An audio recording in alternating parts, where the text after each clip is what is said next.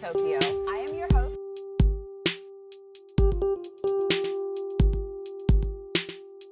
Live from Tokyo. I am your host.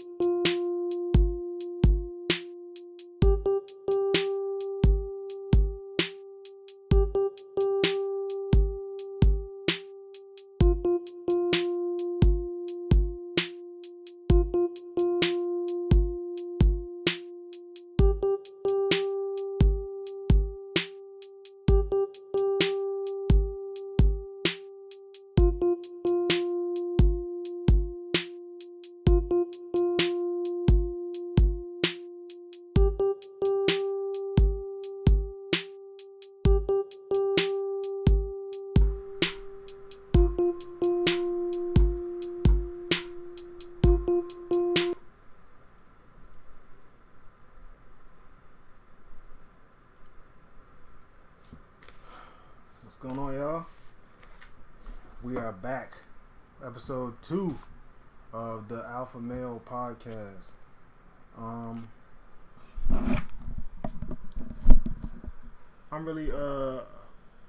excited about, being able to continue this podcast and getting used to it, and coming up with the topics and all of that. Hopefully we grow and people come in and tune in and we start to understand and be able to grow as a community of black people. But let me look at my phone right quick and see where we starting off. Okay, wait a minute. That ain't what we're looking for. So we're gonna start off with the black male and female relationship. And the troubles we seem to be facing, or the troubles we seem to be having when it comes to us and love. And I feel like most of the troubles, if you look at posts online and people, say a man says, hey, women do this and blah blah blah, this is the problem, and a woman says, well, men do this and blah blah blah, this is the problem. It's like we're both pointing fingers and we're both trying to figure out where the problems with our relationship started. And it's like the chicken or the egg. What came first, the chicken or the egg? And honestly, we're both wrong. When the past generation, especially my generation, there weren't really a lot of dads in the home. And so the responsibility of raising this generation, men and women, it lied with the women. So women seem to be the reason why our relationships don't work, or why maybe the kids. A lot of people want to put all the blame on women, and then women in turn, flip that Uno reverse card and they want to put the blame on men. But the blame is neither of our fault. The blame lies with an instigator. Now, what I mean is, an instigator, we all know what the instigator is. If, let's say you and another person were cool, and then some outside person comes in and starts to instigate trouble between the both of you. You know, going to you and say, hey, he said this about you, and then going to this one and say, hey, he said this about you. That instigator is the real start of all the problems. And that's where the start of the problems between the black male and female and our dynamic. It came from an outside instigator, right? An instigator who, you know, whispered in both of our ears. So when you think about it, the women can say, well, it's the man's fault because the man wasn't in the home. But then you gotta ask yourself, well, why wasn't the man in the home? Was it because he chose to not be there? Or was it because they were either dead or in jail? Now, in some situations, they did choose not to be there, but why did they choose that? Why were they influenced, and why did they think it was cool to abandon their family and not be with the mother of their children? Could it be because of that's what the music says and puts in our ears? Could it be because that's what the movies depict? And the image that is portrayed to us black people is always a negative image. And do we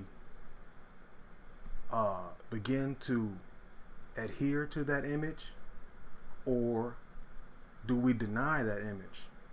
Now we just keep seeing that image pushed in our face, and eventually we just began to adopt that image of ourselves, and it became cool to be a guy running around having babies by a whole bunch of different women.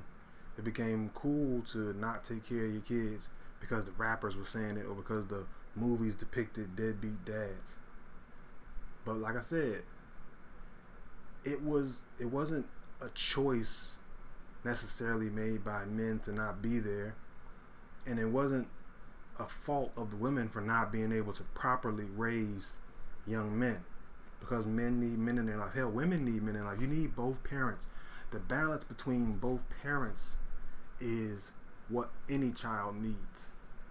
So when you try and find the initial place where the disconnect started between the male and the female, it goes back a long ways, and it's not something that we made ourselves. It's something that was put in our face and kind of forced upon us, especially when it comes to just taking the male out of the equation.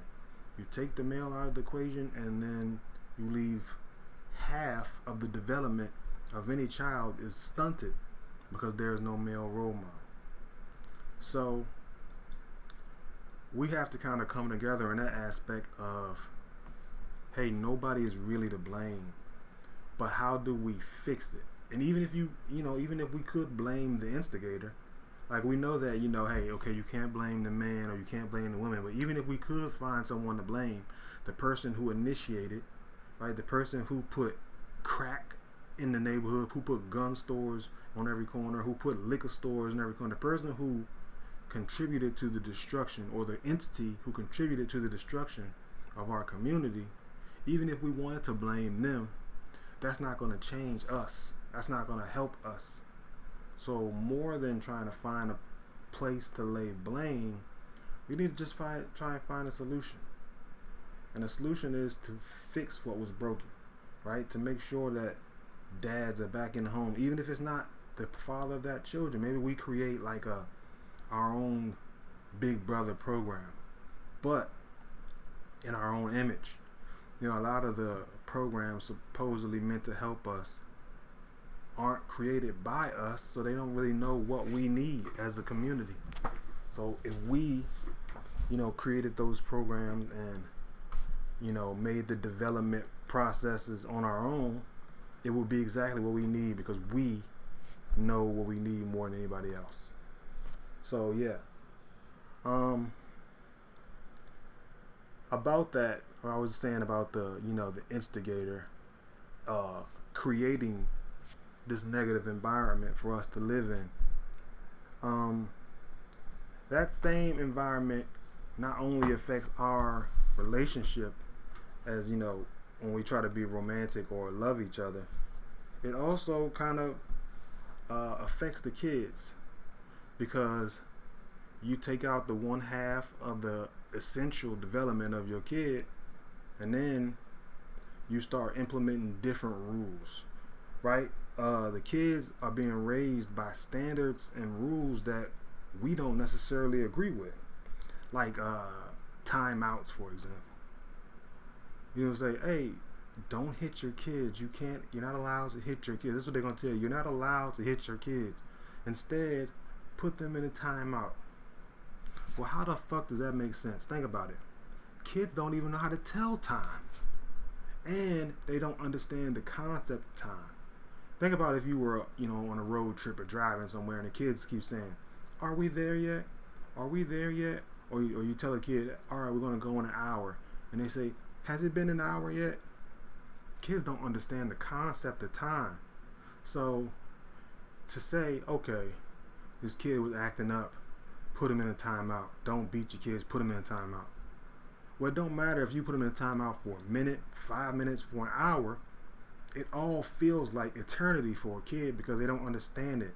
And there's so much energy and, built up energy that any amount of time that you have them, just sitting still is going to feel like forever to them.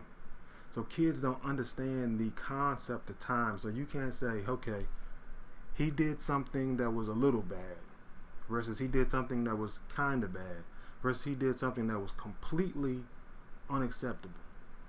So you say, okay, for a little thing you get 5 minutes, for a big thing you get 20 minutes, for something that was completely unacceptable you get a timeout for an hour. Now that doesn't affect kids because all time to them is too much time. And even if you think about that in the terms of our society and how the prison system works, it doesn't translate well, right? Because you say, okay, let's give the kids a timeout, and let's give, and you also give adults time out, but you give them jail time. But if you think about it, jail time is like, especially if you get life, it's like death. So if you get life in jail, you get no more time. So if you want a kid to understand the severity of what they've done, then you got to enforce it with some goddamn pain. Sometimes you got to whoop their ass. Because maybe if they just did something that was a little wrong, you can say, all right, sit down, do a timeout. But if you give them a timeout, no matter what they did, they're going to associate that later on in life. They're going to think, well, no matter how bad I do something, I'm only going to get a timeout. I'm only going to have to sit down for a period of time. But if you whoop their ass when they do something bad, they know that this right here is worse than this right here. So I'm not going to do this because I'm going to get my ass whooped. So they got to know that some things are worse than other things. And if you just give them time and the fact that they don't understand the concept of time, it's not going to really resonate with them. It's not going to sit right in their head. They're not going to understand. Now, if you think about it, the white folks, they started that timeout shit, right? So now let's kind of think about white folks and they giving them kids timeouts. We know white kids are disrespectful as fuck to their parents, like calling them all kind of bitches and hoes and punching them and fighting them, and in some instances fucking killing their parents. Like, this is the result of timeouts. This is the result of giving your kid time out, because they're not bad kids. They just doing what they were taught. So like, think about it. Like, I used to work a job, right? And they have like a policy of like steps when you get into trouble. They have different steps, and then you get a written warning, a verbal warning, and there was a different warning. This was like a third one. Then, but after the fourth step is a suspension, and the fifth step is termination. So we as employees knew that we can get away with this. We would just get a verbal warning. We can get away with this. We can just get a written warning. If we get away with this, it just be an advisory warning. We can do all these 3 steps before anything really happened. They're just telling us, hey, you did something. Hey, you did something. And that 4th step, you get a suspension. Now me, I even used that fourth step as suspension as vacation. When I needed a break from work, I would take all the steps, get a suspension, and go take a week off because I just didn't feel like working. So I would use that shit to my advantage. So the point is, you're going to get away with what you can get away with, or what you think you can get away with. So when you have these white kids who maybe sometime they do something so treacherous and you're like, what the hell? Who's raising these kids? Like they shoot up a school, or they do something that's just completely ridiculous, and you're like, wow, how the fuck did they do this? Why would they do this? Because they associate whatever bad they do just with time. Well, what's going to happen is I'm going to go to jail for a little while. They don't understand that you might die. They don't understand that you might go to jail forever. They don't understand that you're hurting other people. You know what I'm saying? You have to make them understand the severity of their crimes and make sure the punishment matches in a certain way. Now, let me see what else we was talking about. Oh yeah. Also though, kind of building off that, the timeout situation, it also kind of another thing they taught was that hitting was wrong and that fighting was wrong. So you can't beat your kids, and then they tell you that little boys don't need to fight. They shouldn't fight. They should walk away. They should turn the other cheek. They should talk it out. And then they take them out of sports, say football's too dangerous, this sport's too dangerous. They take these little boys and they take away their male testosterone need. Like they need to have this type to get out this type of aggression, and they need to be able to handle themselves physically. So in most situations, little boys definitely need ass whoopings. They need it because they need to understand that this could happen in real life. Like if you do something, somebody could punch you in your motherfucking face. So as a man, you need to understand that the consequences of some things you do, but also you need to know how to defend yourself. I think it should be necessary for all little boys to take some kind of fighting classes, whether boxing, karate, or jiu-jitsu, some kind of fighting classes, or play sports. Because I didn't take like boxing classes or anything, but I learned how to be a man, and I learned to not fear other men through playing football. So let me give an example. I was playing football. I was always good at football, playing around the neighborhood, but then I played at like recreational league where you put on equipment and all that. And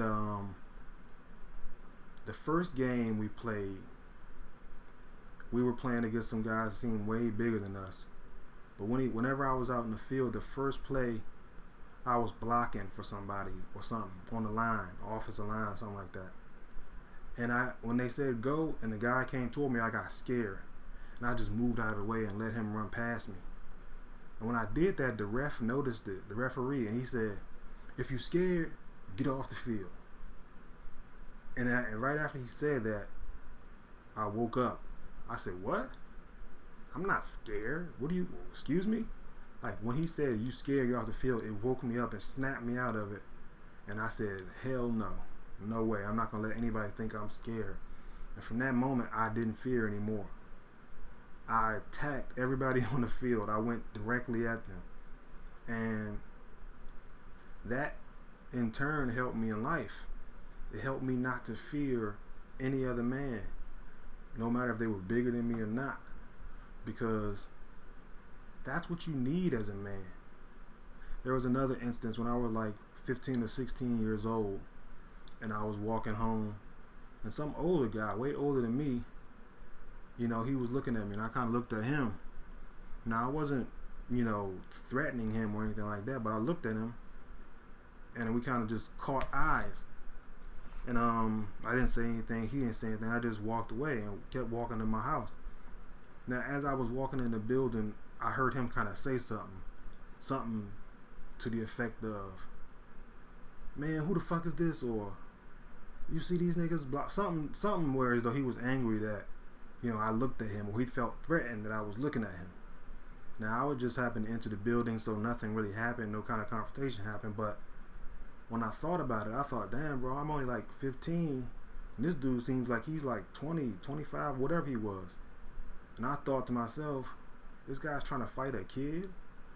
But that's when I realized that I wasn't a kid. I mean, I was only 16, but he didn't know that. I probably looked way older than I did. So in his eyes, I was a grown man.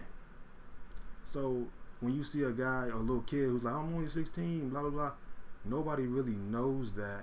And especially if you're black. If you're black, once you hit 14, you're seen as an adult.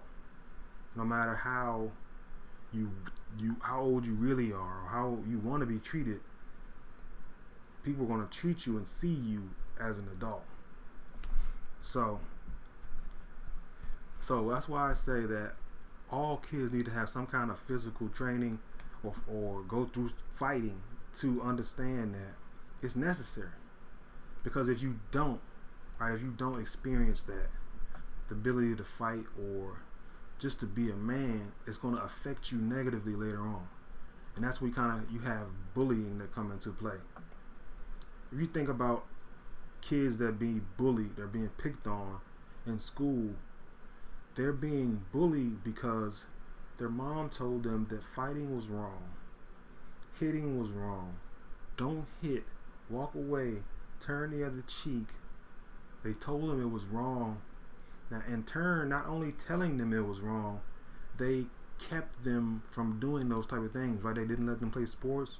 They didn't accept fighting in the house or anything like that. So this kid, a little boy, even though he's a boy who has testosterone, who has urges to fight and be aggressive, was told to deny that, was told to suppress his male urges to be aggressive. So now, even though he has those aggressive tendencies, he doesn't know how to express them because he can't fight. So you might, women might say, well, my son's not like that.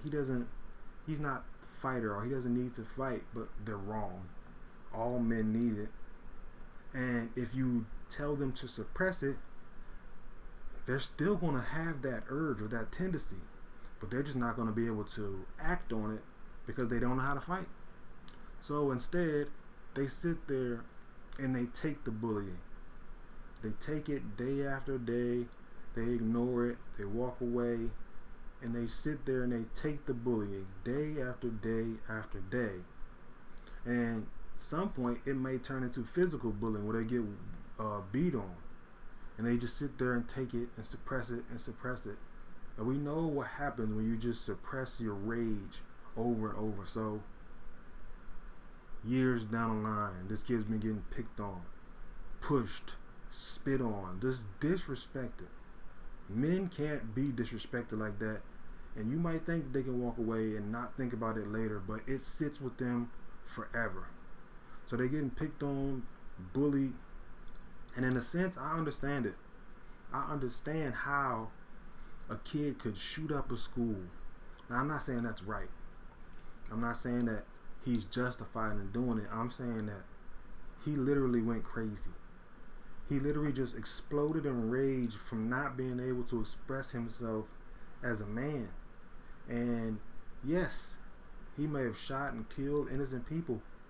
I'm saying, not saying it's right, but I'm saying at that moment, it bubbled up because he let it fester too long. He let that anger fester too long, and it came out the wrong way. Now, if he had been able to defend himself the first time he was disrespected, even if he lost, even if he got his ass whooped, it would have released that rage and he would have been able to live regularly. Now, let me give you another example. When I was in school, maybe my first year of high school, maybe my second year, it's like the first week. I come from a neighborhood where we're fighters, you know what I mean? And so going into school, the older guys would be like, hey man, you know, be ready to fight, or, you know what I'm saying, just telling you this type of things, like basically like telling you like jail, like if you know when you go to jail that you gotta expect certain things. So they were basically telling you to expect certain things, so you're always on your toes and you're ready in case anything has to happen, right?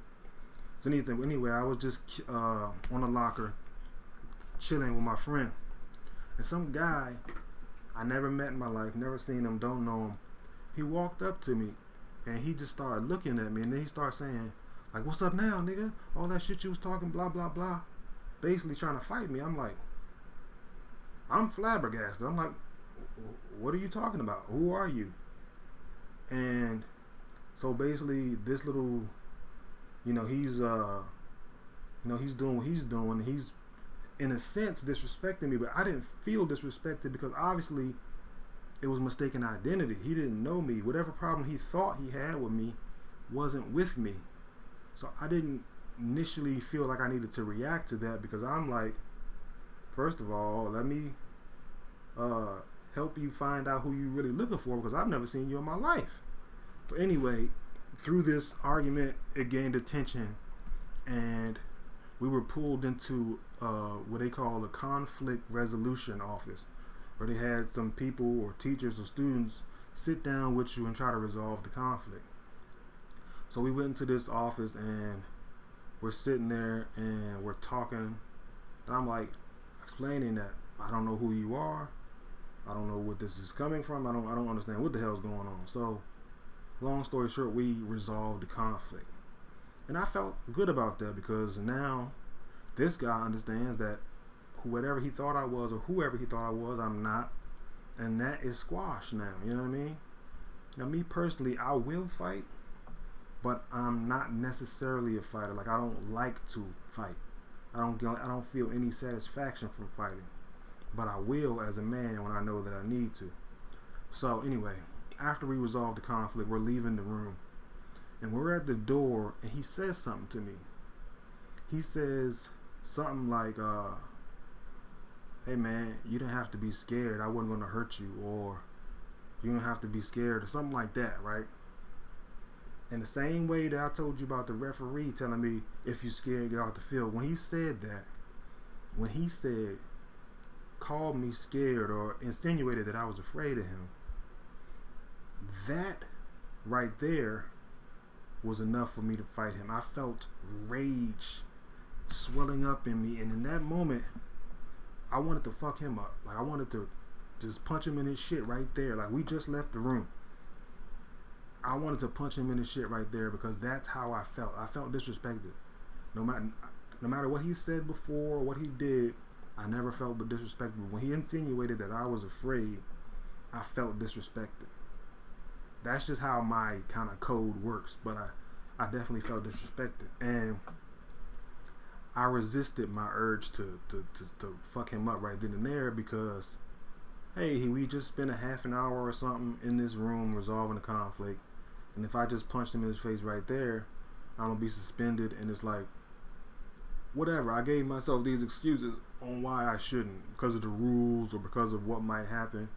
I denied the urge or tendency I felt to fight right then and there. Now, I can say that was like 20, 25 some years ago. That shit still sits in me today. That was like the worst mistake I ever made. I should have fought him right then and there, because to this day I feel that still inside of me. Right? If I met this dude today, I would attack him on sight.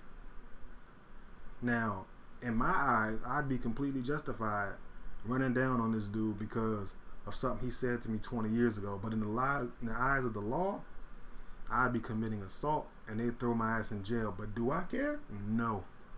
I don't care, because that would relieve this feeling of unsatisfaction that's in me. It would relieve it if I can just get that fade with this dude because he said something to me 20 years ago. This is only from one incident where I felt disrespected. One incident 20 years ago, I felt disrespected, and I still feel that right now. Give me a second.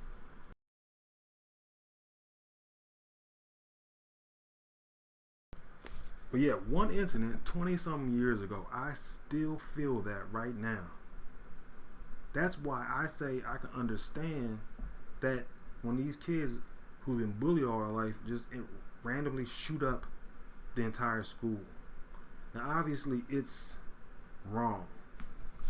But like I said, from that one incident of me feeling disrespect, I still feel the need to fight this dude if I ever saw him again.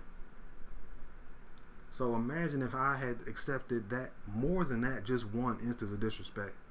Imagine how I just allowed people to disrespect me, bully me, and pick on me all throughout my life. I'd be a different person. I'd be sick in the head. I'm kind of sick in the head right now just for one incident. I still would rumble this dude. I would still rumble this dude for something that he said 20 years ago.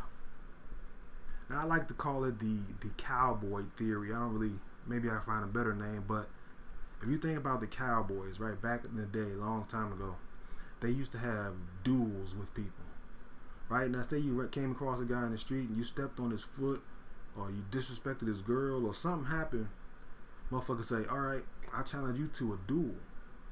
And in that instance, one of them two cowboys died. They had a showdown in the middle of the street and shot each other, and one of them died. This was because for the smallest disrespect, they had to kill, somebody had to die. And you might think to yourself, well, that's just old caveman type shit, and that's not today, but it is. Men don't change. The nature of men don't change. Now, I'm not saying that if somebody step on your foot, they need to die, but I'm saying if you're not given the proper amount of respect, you definitely need to act on it. Maybe it's just a fight and something like that, or maybe it's just an apology that you get, but something needs to happen in order for you to move on as a man. So I like to say, man, those cowboys knew something that we forgot. They knew that they'd rather die than go on in life having that disrespect sit on their chest. They'd rather go out that day than have that disrespect linger on them for the rest of their life. So I'm saying now, you imagine a kid that's getting bullied and picked on every day. That's why I say I understand it. Now, I don't believe in it or think it's right. I understand that the rage and the crazy that they feel and how they just explode one day and hurt people because they never learn how to fight. They never learn how to be a man, and they have women teaching them how to be a man. Now, that's one aspect of it. You know, where you got kids who they may just shoot up mass shooters because they've been picked on and bullied, but there's another aspect, and this is probably the better aspect, but it's also another negative way that it might affect you. Now, say that someone is a little more sane than these other guys who decide to shoot up the whole school. The other side of that coin is when a person get picked on and bullied all their life, they feel like, okay, I'm not going to allow this to happen again. I'm going to become a police officer, or I'm going to join the army. That is these men trying to figure out a way to be men, right? If they learn how to fight and learn how to not be afraid and defend themselves as kids, they wouldn't have felt the urge to overcompensate as adults. So now they say, I want to join the police because I'll have a gun, I'll learn how to fight. Oh, I want to join the army, I'll have a gun, I'll learn how to fight, I'll learn how to defend myself and be a man. But that doesn't change what they learned over those 15, 18 years of being a kid and being told that fighting is wrong, and to being told basically that being a man is wrong. It doesn't change it. So now you have a police officer who has been picked on, and he has this need to overcompensate in the same way that kid who shot up the school had the urge to overcompensate. Now he overcompensates because he may shoot somebody when it's not necessary. right? Because he never been in these moments where stressed moments where or confrontational moments. He never been in those throughout his life. When he gets in these confrontational moments as a police officer, he reacts wrong. He overreacts because he hasn't been put in situations where he's had to deal with confrontation, so he doesn't know how it works. That's why I feel like bullies or people who are fighters really will make the best police officers, because they know when something, what level of threat something is, when something deserves a gun pointed at them, or when something deserves to be just a fight or whoop their ass with a billy club or something. But these guys who were taught it's wrong to fight, never taught how to fight, and never been in confrontational situations, when they get in those confrontational situations as adults, as police officers, they're going to make the wrong decision. And they're not going to, mentally decide to make the wrong decision. Their brain is going to decide for them. Like, they're not even going to choose to say, oh, I want to shoot this person. Their body is going to move on its own. So in some situations where, a black person may get shot, right? And they say, oh, this police, he's racist. He shot him unarmed. He shot a man. In some situations, that police officer didn't decide that I want to shoot this man. His body reacted because of what his brain told him.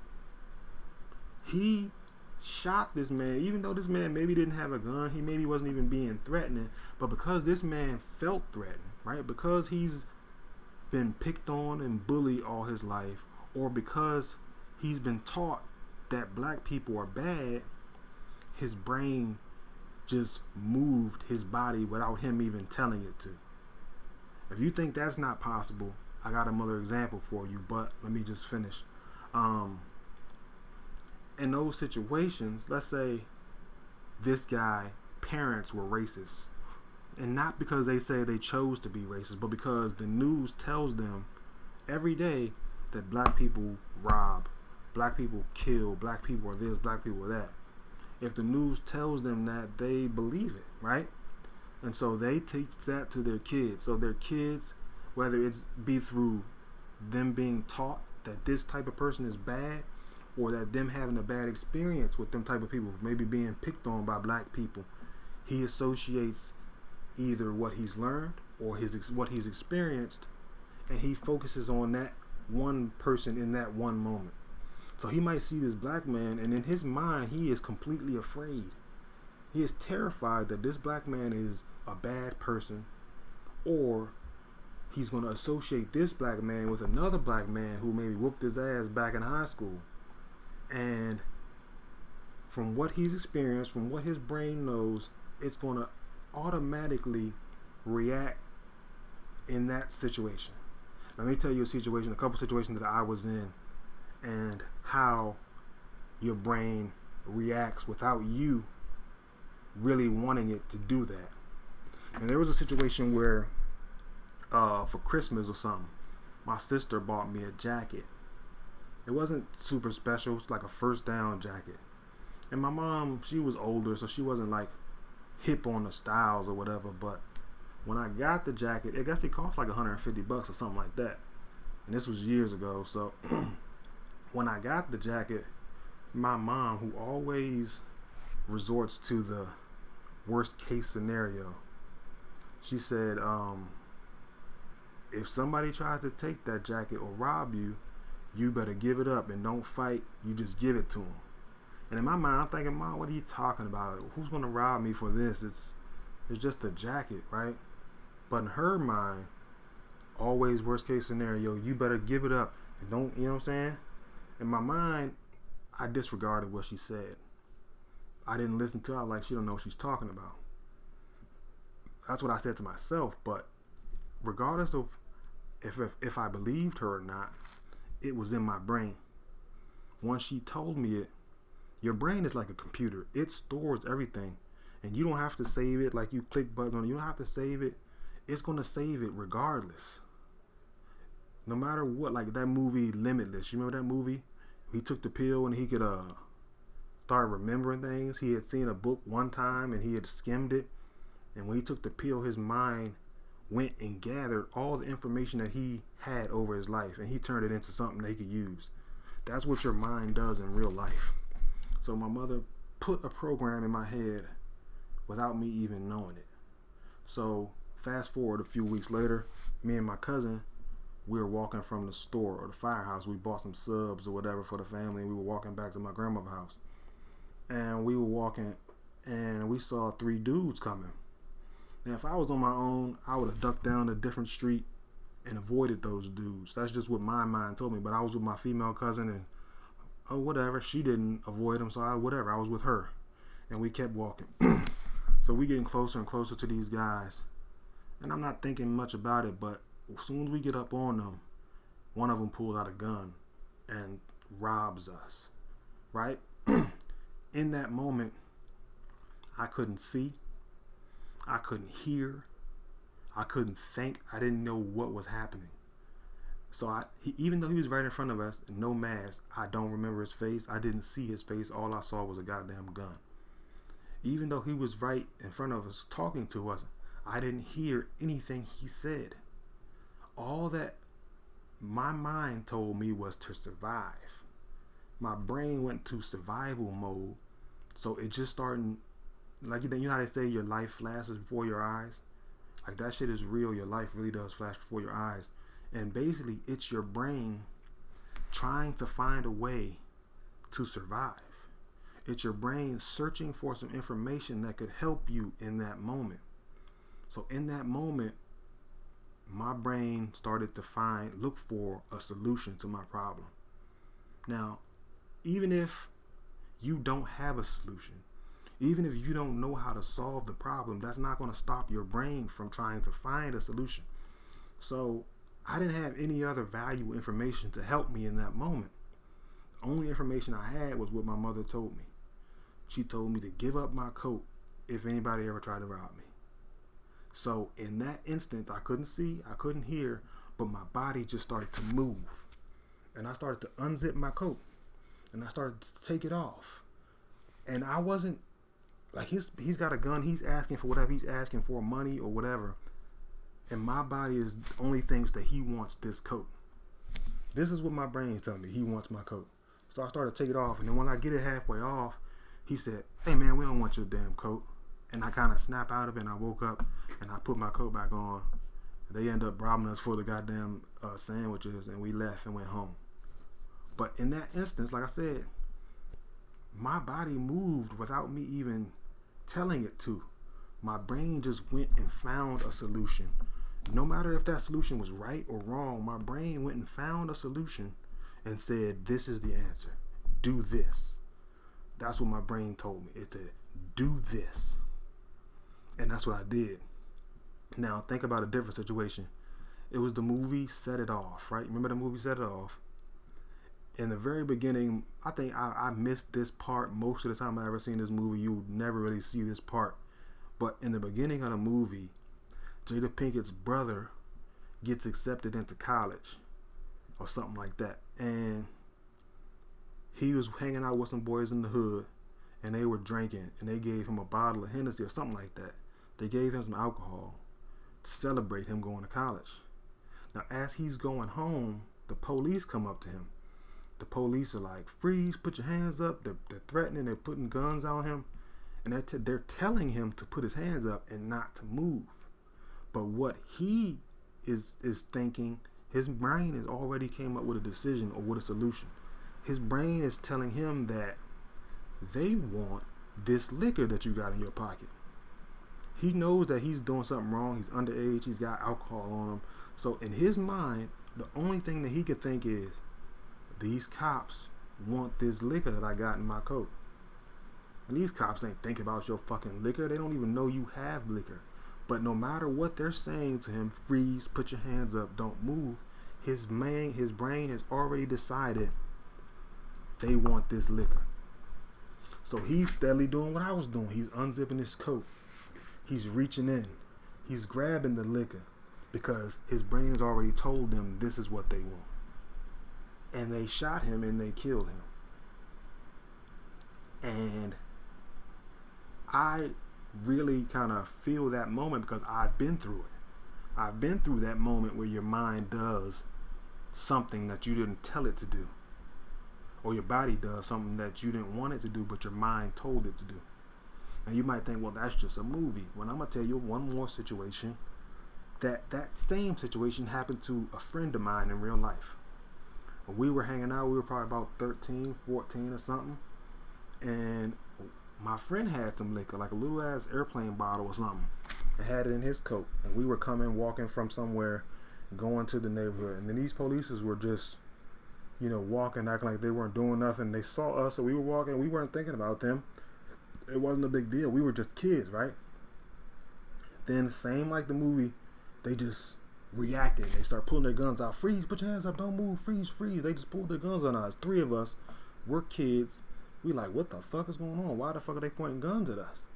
But that's what they're doing. They're pointing guns at us. And my friend, now at this moment, I had had a gun pointed in my face before, so I understand how the brain works. And my friend, he's standing right next to me, and he's doing what the guy was doing on set off. He's going in his jacket, and he's reaching for a bottle. And I'm looking, I'm like, because I understand what's happening, I understand that he is afraid and his brain is searching for an answer. I understand exactly what he's going through. So I yelled at him. I yelled his name.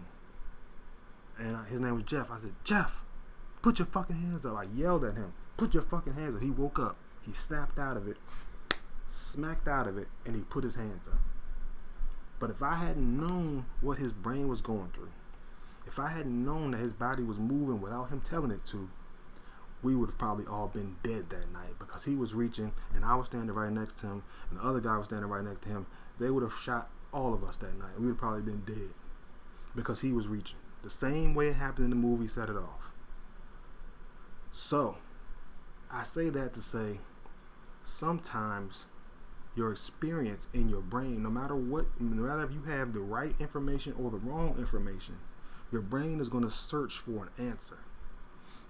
Now, if a cop, sometimes in a situation where a cop shoots somebody unarmed, and they, like this guy saying, I'm not doing anything. This guy is saying everything he's saying. He's trying to diffuse the situation. I don't have a gun. I'm not doing anything. My hands are raised, and a cop still shoots him. Your first reaction is, that cop is racist. But because I understand that cop, he did something wrong, but maybe it's because he hasn't had enough experience with these type of situations to understand that he needs to slap out of what his brain is trying to tell him and listen and be in the moment.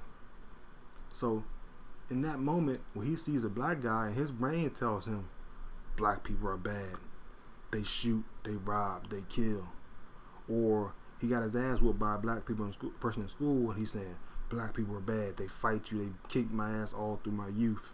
And he is moving. He's pulling his gun. And his brain is telling him to shoot. This man is going to hurt you. Shoot him.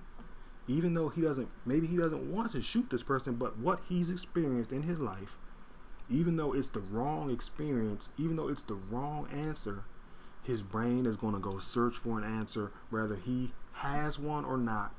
And his brain found the answer, and his brain told him was, shoot him, because he is a dangerous black man. And he shot him because his brain told him that man was a dangerous person and was a threat to my safety. Now, it may be some racist thoughts in his mind that was put there by his parents or through life experiences, but is that man necessarily racist? Now you might say, well, deep down in his brain, he's racist because his brain did what his body did what it wanted to do. But maybe he only had that certain experience, right? Maybe he didn't have enough experience to find a better solution, right? So that's why it's essential. It's very important to gather as much information in your brain as possible. It's very important to listen to different aspects and different sides of stories, because your brain is going to save that information, whether you give a fuck or not, whether you care about what somebody is telling you or not. When it comes to a critical moment, your brain is going to save that situation, that information. Like I was in like almost like near car accident, and then when something happens, your brain just starts moving really fast. And if you have the proper information, you can avoid terrible situations. But if you have the wrong information, you'll make the wrong decision and do something terrible yourself. So yeah, different things that happen to people in life is going to affect how they think. It's going to affect how their brain works. So being picked on, being bullied is going to affect people. And if they aren't, able to be a man, stand up, fight, and either get their ass whooped or whoop some ass, they're just going to avoid those situations, and they're not going to have the experience to kind of determine what's happening later on in life. So that's why it's necessary for young men, especially, to get their ass whooped either by their parents or either by some other young men, and to either learn how to fight back, or at the very least learn how not to be afraid, and learn how to understand that we're all men and everybody is different. You know what I mean? So, your brain could have wrong information, but it doesn't matter if it's wrong information, it's going to use it. So yeah, that's maybe, like, a lot of people aren't going to understand what I'm saying. Like, black people may say, oh, you're an Uncle Tom, or you love white people. Now, there was a time when I, like a lot of people now, was very, to the point where I didn't like white people. And not like racist, and not like I hate white people, but just to the point where I said, I just don't want to be around them, and we need to do this, and like all of this type of things, because I thought racism was a huge issue. But then I realized that sometimes it's not that. Sometimes it's the instigator who instigated the racism between the two parties, right? The person, the news who said that black people are the bad, or the news that said that white cops kill black people, or sometimes it was the experience that we got from either our parents or from life itself. And if you have the wrong information, your brain's going to make the wrong decision. But if you have a lot of different information, your brain, just like a computer, just like a calculator, is going to calculate the best possible scenario. So you need to give yourself a whole lot of information and let your brain in those critical moments decide whether the information is right or whether the information is wrong. So yeah, for sure, that is very important, to give yourself a lot of different information and give yourself many different avenues that you can go down. And I think, like, also that these police officers need to have more rigorous training. There was a movie that I like called The Kingsman, and in The Kingsman they have you go through this long ass training. When they first start off, they give you a puppy. They make you raise the puppy.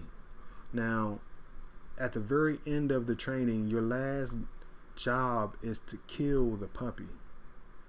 After everything, your last job is to kill that puppy. If you do it, you pass. If you don't, you don't pass. But in the end, you don't really kill the puppy. They just want you to think you have to kill the puppy. But that kind of goes to something where I think the training for police officers needs to go.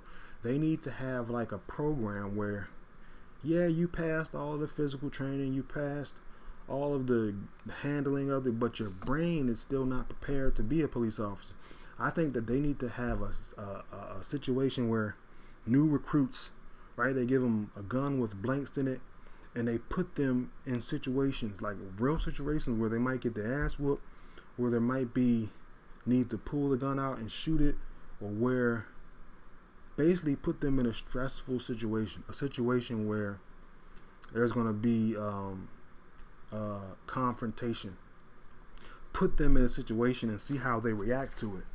Now, whether they react bad or good, it's going to be experience for them.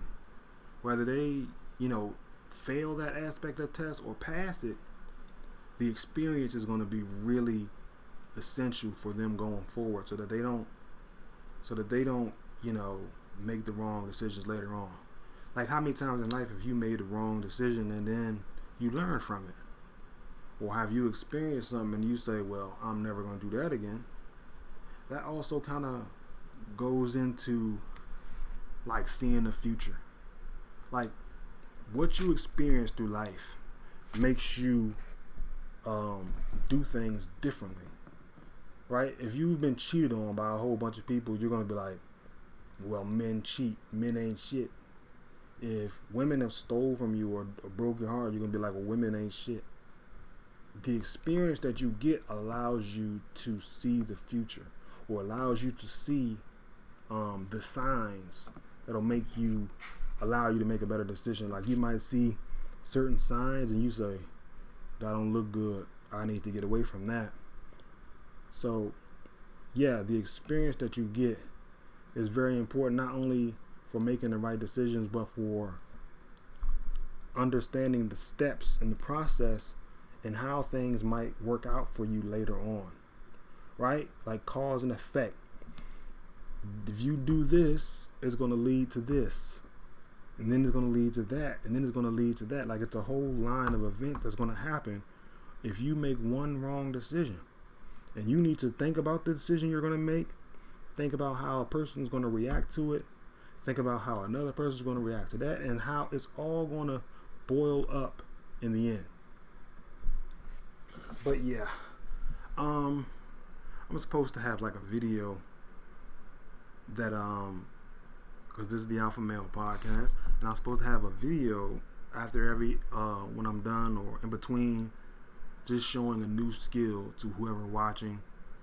And I started the video like making it, putting it together, but I don't think I finished it. So if I just played it right now, it'd probably be out of order, and I need to go back and kind of edit it and make everything right. So I don't have that video ready at the moment, so we can't play that one today, but I'm definitely gonna make sure I get it fixed, and maybe I'll put the video out by itself, or maybe I'll just put it in the next episode. But that is the end. We're almost up at an hour and that is the end of the episode 2 of the Alpha Male podcast. Hopefully I'm getting better at tying things together. Hopefully we just continue to get better the more that we do this, and hopefully someone hears this and they gain some understanding, some information, some experience that's going to allow your brain to be able to make the right decisions. And so that's it for the episode 2 of the Alpha Male podcast. I appreciate all who watched. Make sure you sub and subscribe on YouTube or follow on Twitch if you're on Facebook or anywhere else. If you like it, make sure you support it, and I appreciate you. I will see you guys next week, next Sunday, with the next episode. We're going to keep this going, and y'all have a good night. Peace.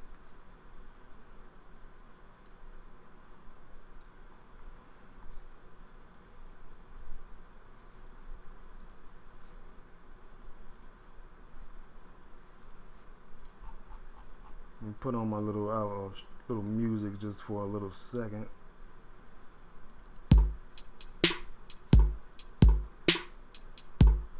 Y'all take it easy. Peace.